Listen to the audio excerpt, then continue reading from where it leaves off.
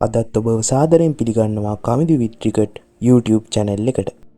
ඉතින් අද අපි කතා කරන්න යන්නේ ක්‍රිකට් ඉතිහාසයේ බිහි වූ විශිෂ්ටතම තුන්වැනි ක්‍රීඩකයෙක් වන බෙන් ස්ටොක්ස් ගැනයි. ඉතින් අපි එකතු වෙමු මෙම සුවිශේෂී වීඩියෝවත් සමගි. උපත සහ පවුල් පසුබිම.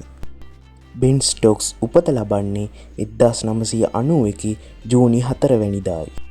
ඔහුගේ සම්පූර්ණ නම තමයි බෙන්ජමින් ඇන්ඩ්‍රු ස්ටොක්ස් කියන්නේ. බෙන්ගේ පියාගේ නම තමයි ජෙරල් ස්ටොක්ස්. ඔහු රග්බි ක්‍රීඩකෙක් වගේම දක්ෂ රග්බි පුහුණුකරුවෙක්ද වෙනවා.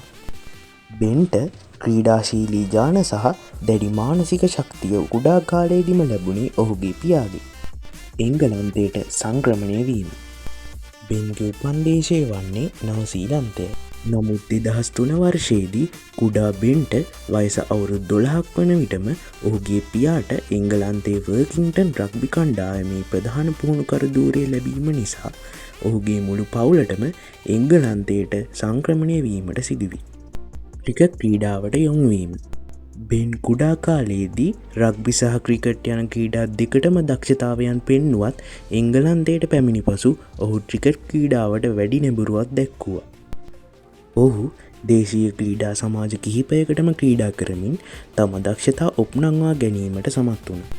බෙන් කුඩා කාලයේ සිටම පන්දුවට ඉතා දරුණු ලෙස පහරදීමට ප්‍රිය කළ අතර පරාජයවීමට අකමැති වූ ක්‍රීඩකයකි. වෘත්තීය ක්‍රිකට් ජීවිතයේ ආරම්භ. බෙන්ගේ දක්ෂතා දුටු ඩර්හැම් ප්‍රාන්ත ක්‍රිකට් ඇකඩමිය ඔහුට වයස අවුරුදු 15 ඔවුන්ගේ කණ්ඩායමට බඳවා ගන්න. ඉන් පසු අවුරුදු 17 බෙන් ඩර්හැම් කණ්ඩායම සමඟ වෘත්තීය මට්ටමේ ගිවිසුමක් අත්සන් කරන අතර 2009 වසරේදී ඔහු සිය පළමු පෙළ ක්‍රිකට් දිවිය ආරම්භ කරනවා. පෞද්ගලික ජීවිතයේ හැරවුම් ලක්ෂ්‍ය. 2016 T20 ලෝක කුසලාන අවසන් මහා තරගයේදී ස්ටොක්ස් ඇතුළු එංගලන්ත කණ්ඩායමට නොසිතූ ඉරණමකට පත්වන්නට සිදුවුණා. ඒ අවසන් පන්දුවාරයේදී පන්දු 6කින් ලකුණු 19ක් ලබා ගැනීමට බටහිර ඉන්දිය කොදිව් ක්‍රීඩකයන්ට අවශ්‍ය වී තිබියදී අවසන් පන්දුවාරයේ යැවූ ස්ටොක්ස්ගේ පළමු පන්දු 4ටම 6 පාර 4ක් කොදිව් ක්‍රීඩක කාඩෝස් ලබා ගැනීමට සමත් වෙනවා. ඒ හේතුවෙන් එංගලන්තයට තිබූ පහසු ලෝක කුසලාන ජයක් ස්ටොක්ස් අතින් ගිලිහෙනවා. ස්ටොක්ස් සතු සුවිශේෂී වාර්තා. ටෙස්ට් ක්‍රිකට් ඉතිහාසයේ වැඩිම 6 පාරවල් සංඛ්‍යාවක් එල්ල කර ඇති ක්‍රීඩකයා වන්නේ බෙන් ස්ටොක්ස්ය.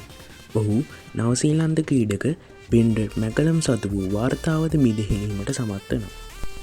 තවද 2016 වර්ෂයේදී දකුණු අප්‍රිකාවට එරෙහිව පන්දු 163කින් ලකුණු 258ක් රැස් කිරීමට සමත් වෙනවා. එය එංගලන්ත ක්‍රීඩකයකු රැස් කළ වේගවත්ම ටෙස්ට් දීප්ත ශතකයයි.